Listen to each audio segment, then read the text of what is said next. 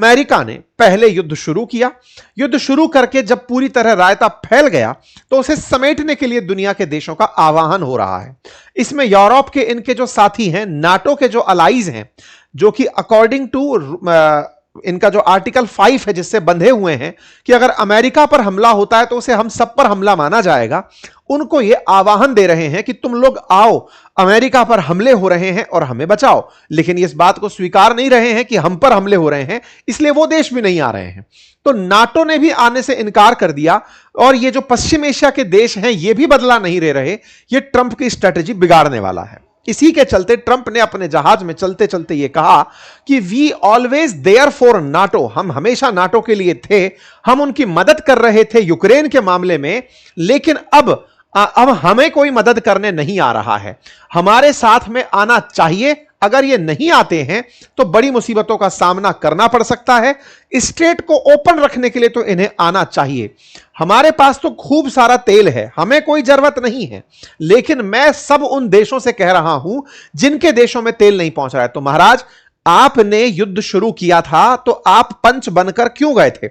हमें तो ईरान से पहले भी दिक्कत नहीं हो रही थी।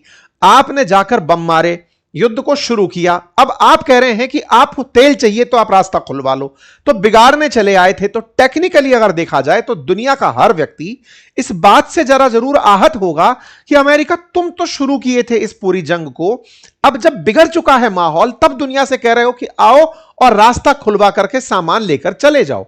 इसका मतलब यह हुआ कि तुम्हारी चाहत पहले से ही ईरान को खराब करने की नहीं थी, तुम्हारी पूरी वर्ल्ड ऑर्डर को अव्यवस्थित करने की थी कि मैं दुनिया को एक बार तहस नहस कर दूं। समझदारी दुनिया के देशों ने यह की कि वो तुम्हारे साथ जाकर जंग में नहीं उतरे। हर देश अपना किनारा करके बैठ गया क्योंकि वो तुम्हारे सोच से वाकिफ हो चुके थे।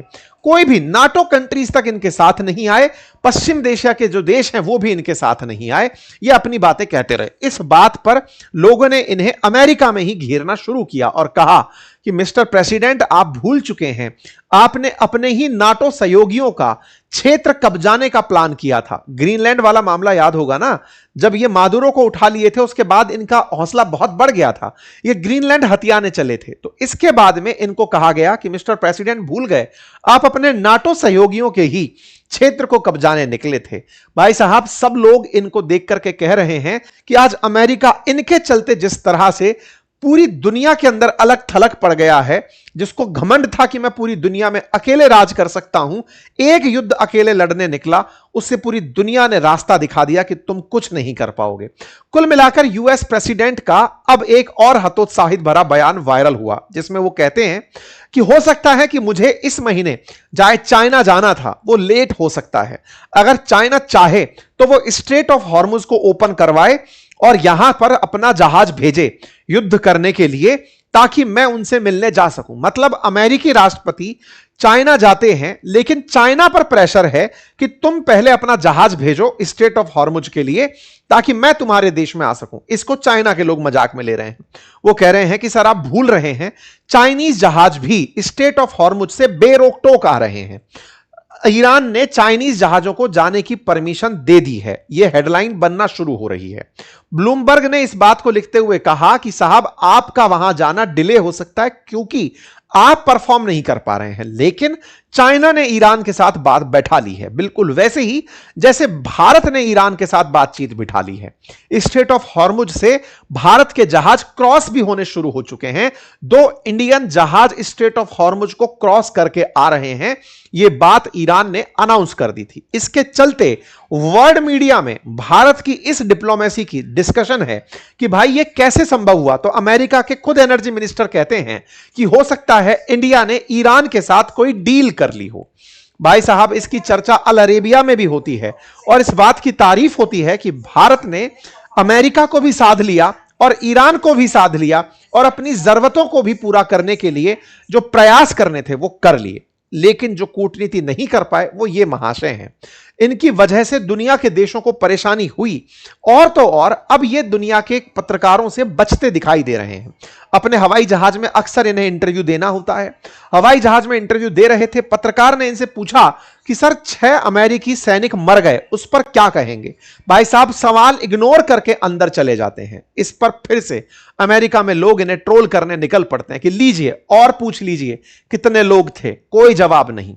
इस प्रकार से इनको और ट्रोल किया गया कि साहब अमेरिकी शायद यही डिजर्व करते हैं कि एक राष्ट्रपति सैनिकों के मरने पर चुप्पी साध ले और फालतू के बयान देते हुए निकल जाए।